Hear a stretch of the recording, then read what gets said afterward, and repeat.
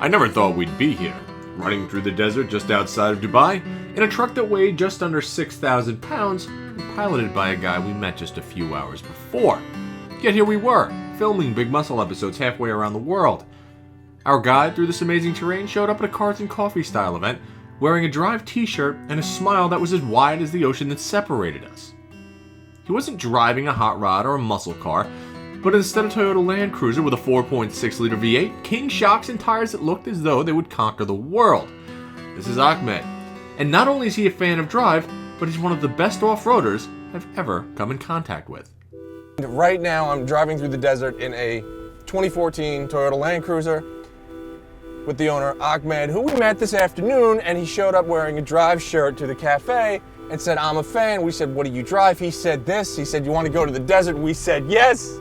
And he proceeded to take Thaddeus and myself on one of the craziest rides I've ever been on, whether on-road or off-road. And to be honest, we were off-road and then off the off-road. Being a guy from the concrete jungles of New York meant my off-road experiences were basically limited to bombing along the flat sand beaches of Long Island to the occasional run down a fire road. This was different, much different. Out here, off-roading is not only a way of life, but part of the culture as a whole. Between the free-range camels, the 1,000-horsepower sandrails that pulled wheelies downhill, and the countless rev-limiter bouncing Nissan Patrols, my entire off-road adventure was met with a state of awe. You know, back in the US, you know, a Toyota Land Cruiser is just that. It's a big mommy SUV, right? You put your kids in the back, you rip it around, you do your thing. They rail these things out here. In a million years, I would never have thought these would be as capable as they are. Now, granted, Ahmed's done some suspension modifications to this thing, but we've seen stock ones do stuff that have made my jaw fall off. And I'm looking at these things going, I can't get over this. These guys are launching these things. And I'm not talking like, oh, look at that little jump, we're just gonna skip over. Launching.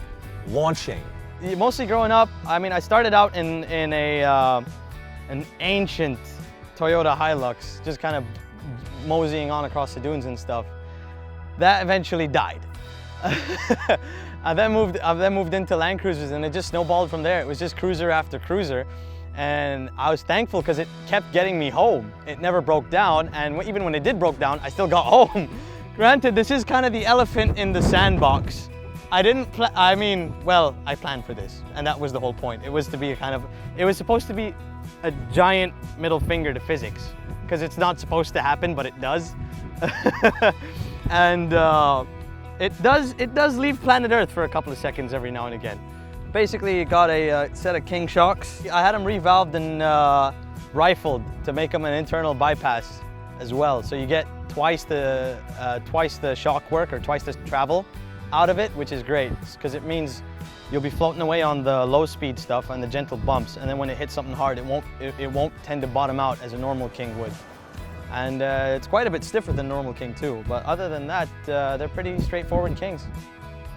The way that this truck is running right now, it's just kind of gobbling this stuff up, and we're going, I mean, not that fast, about 45 kilometers per hour.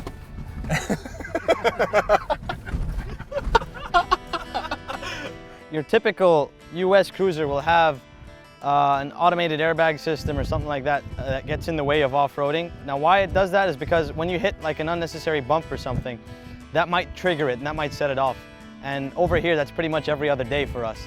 So what they did out here was they just put in a switch for us to be able to shut them off and run these things into the ground, which is great. Yeah. Holy crap. All good.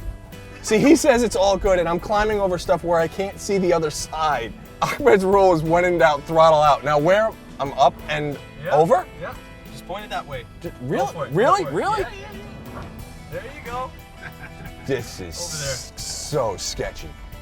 If anybody out there's ever gone skiing, they've ever skied in powder, it's kind of like that. And the more you drive, you kind of read the sand. Yeah, you kind of read it, and you can kind of feel where the weight of the truck is going to go. And you just kind of flow with it. And it's interesting, you know, if it veers left or right, you just kind of steer into it. It's all about momentum and throttle. Really. it's intimidating as hell at first because you're taking this, over 2-ton vehicle, and it's doing stuff that the guy in the showroom doesn't tell you it can do. 2.8 if you want to be exact. Obviously. It's a heavy pig. Dude, it's huge. Yeah, but it dances. And it floats. It's hilarious. I wanted to be able to be seen in the desert and be like, oh, it's just another normal cruiser, nothing to see here, and then just kind of disappear. Hey, where'd he go? Kind of a moment. And it's awesome because you get people that try and follow you and then realize that they can't. The motor is a Toyota 4.6 liter 1UR motor. What that means is it makes about 306 horsepower. This one's been chipped to 325. This motor was never available in the US. I think it did come in a Tundra, in the short bed Tundras over there, but never in the Land Cruisers. I chose this one because it's got a bit more torque than the 5.7, and you need to rev to rev to the moon in the 5.7 to get it to hustle. Other than that, I mean, it's got great punch out of corners and up dunes, which is what you want for being in a place like this. You want power now. So the 4.6 is happy to give that to you.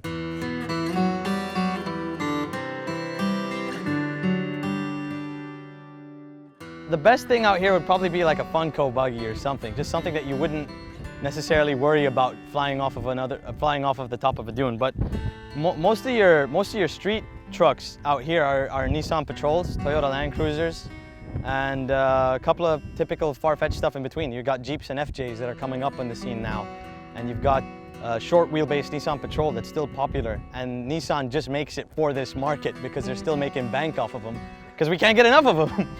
They've got these Nissan Patrols out here also. And what are they, 5-liter V6s you said? 4.8. 4.8-liter V6s with pistons the size of my head. Inline 6, right? Inline 6. Inline. And they're just torque animals. We got outran by one going uphill not too long ago. And that was fun. Yeah, outran, but just, you guys gotta understand, they just bounce these things off the rev limiter. And it's just blah, blah, blah, blah, blah, blah.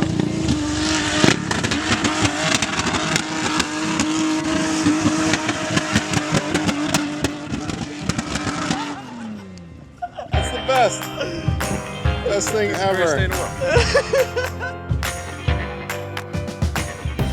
It's great. We're going up and over these things, and you can see that it doesn't look dramatic right now from where we are. I can't see when we go up these. I don't know if there's anything on the other side of me. I simply have no idea. It's like we're going up and down walls of sand that are a story high. Pretty much. Right? Yeah. We were talking about when people come into Dubai and people come into the Middle East, they're shown only what the Board of Tourism wants them to see. They're shown certain aspects of this country that are, just not what you need to see, but what they want you to see, what America wants you to see. We're the most fortunate people in the world right now because we're seeing stuff that no one gets to see, and it's amazing. This is the way I wish everybody could see this country. We've had guys who didn't speak a word of English or Arabic or anything that we could probably converse with, and then stuck them in one of these things and hucked them around off-road, and they were giggling like little girls. So it's universal. I mean, the love of the sport's the love of the sport and doesn't need a language to figure that much out. It's a disease, but it's the best kind of disease you can hope to catch. It's brilliant. It's brilliant. People have an interesting perspective about things they don't understand, and many times these preconceived notions manifest themselves into false facts. The desert is a place that plays host to families looking to spend time together, enthusiasts who simply want to have fun and blow off steam, and of course a natural beauty that was thankfully shown to us by a single drive fan with a beefed up Toyota SUV.